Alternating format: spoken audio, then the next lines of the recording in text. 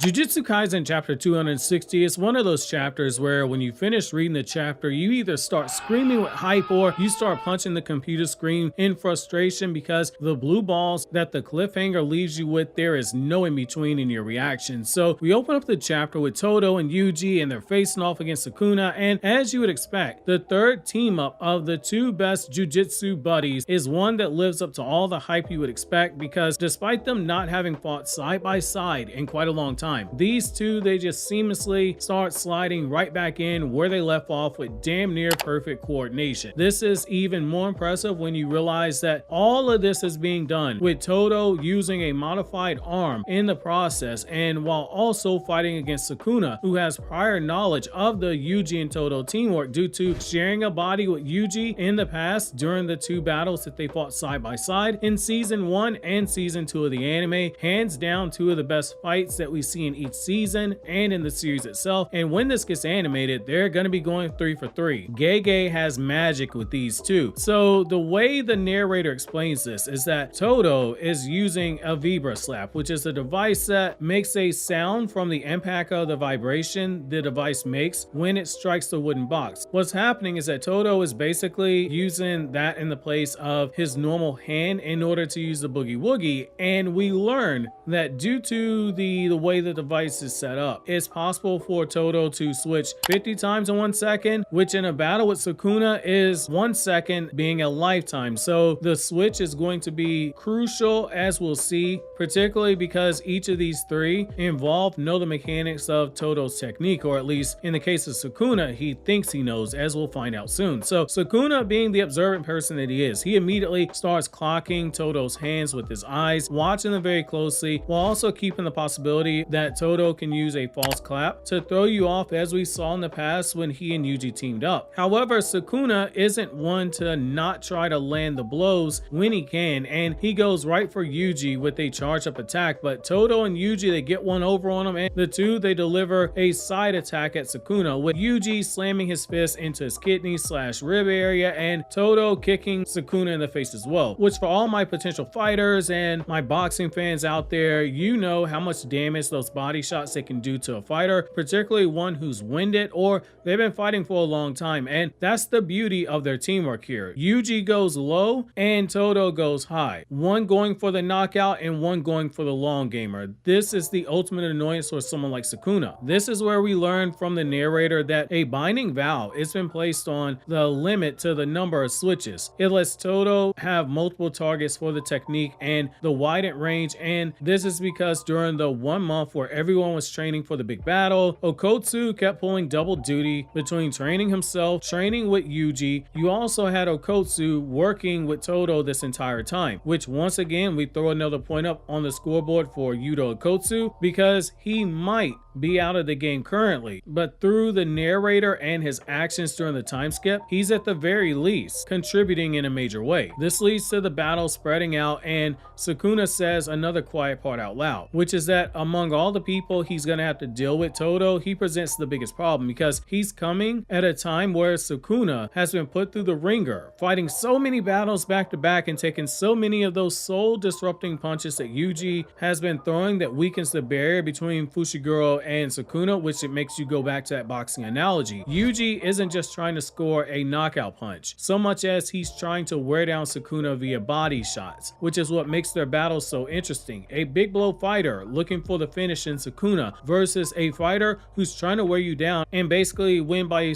decision in the form of Yuji, which in this case, that will be breaking the control of Fushiguro that Sukuna has. The duo of Todo and Yuji, they continue to keep putting the pressure on Sukuna, this time by rushing forward with Todo leaping into the air and then suddenly switching places with Sukuna, who is now in the air, potentially vulnerable, and Todo is the one on the ground. Todo attempts to land a blow on Sukuna, but he jumps mid-air and Todo takes note of Sukuna's actions. And what I love about this is that what we have here is Todo taking mental notes as he's fighting, and he's adjusting to Sukuna's fighting style, all while making you as a reader go back to what Gojo said in season 1 of the anime when talking about about the potential of the new crop of Jujutsu sorcerers. He included Todo in that monologue where he was talking after Yuji had died. In a world where death is expected for most Jujutsu sorcerers, we see the ones who have battle scars like Todo, they are around for a reason. They adapt, even amongst the mightiest of enemies. Not to be outdone, Yuji continues what you would think is his unorthodox fighting by just picking up a rock and hurling it at Sukuna, but as you would expect, there's more to this than meets the eye. Todo switches Yuji with that rock, and now we have Yuji preparing a dropkick for Sukuna. However, something that simple isn't going to be something that one-shots Sukuna, and it won't be easy either. Sukuna just grabs Yuji by the face and he begins to start swinging him, but Todo steps in by using Boogie Wogie to prevent Sukuna from doing too much damage, as this now places Yuji in the blind side of Sukuna, and Yuji lands another blow in the back of his kidneys, basically screaming to Fushiguro, stop being a bum, put your shoes on, wake up, and kick out Sukuna. This of course transitions us away from the battle to Sukuna showing that he's considered the strongest of all time for a reason. The strongest isn't just about power, it's also about mental intellect. So he's already trying to start figure out some of the secrets to Todo's Boogie Wogie, like the fact that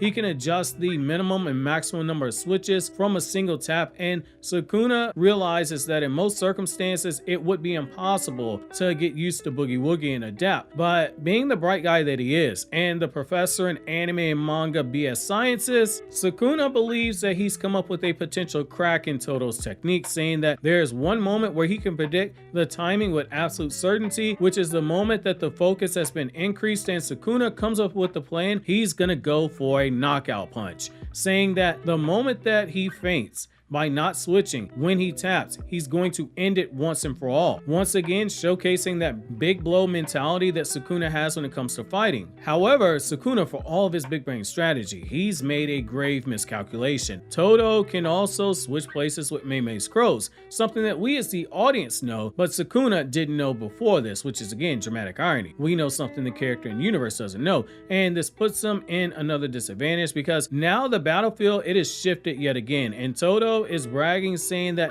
with Boogie Wogie, an already dangerous technique, in the hands of the right sorcerer, despite it being so simple it's like a children's game, but Todo reveals there's a trick within a trick, and Yuji pops up with another, you guessed it, black flash, which this man's hit like 100 black flashes on Sukuna throughout the process of this fight, clearly exaggerating, but the point being is that Itadori is super locked in right now, and we see Sukuna coughing up blood, and this is where it gets super tricky and where you get that major blue balls cliffhanger. Sukuna is preparing to use domain expansion, and the narrator tells us that due to his efficiency with curse energy, even as Sukuna's curse energy drops to say the level of a Kotsu, as long as his burned out technique has been restored, he can still expand his domain multiple times, and this is Gege making you think, oh boy, this is gonna be it. Sukuna's about to turn the tide again, like we've always seen. Someone pops up, they get the upper hand, then Sukuna says, psych, I was playing. However, just before Sukuna can bust out his domain expansion, he sees a shadow popping up through the smoke, and this is where fans of two characters, they're now at war. Kashimo and Gojo, both men who Sukuna fought, that were, as the narrator refers to, as the ghosts of the strongest that Sukuna had previously buried, and that title, it applies to both of them, and that's where the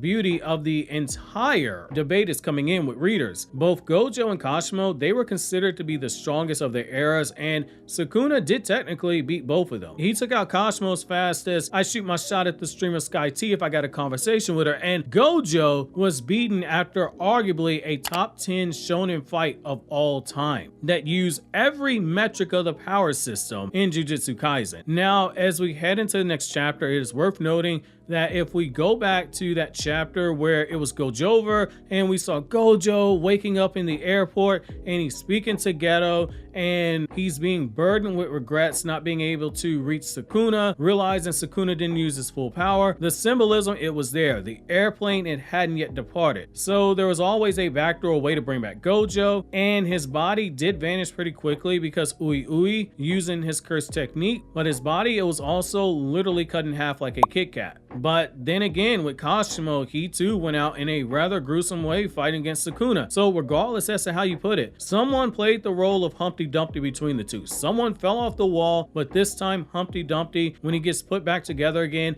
it's not because of all the king's men, but it's going to be because Shoko likely used something with reverse curse technique, which of course we'll have to roll over to the next chapter to find out which of these men it is.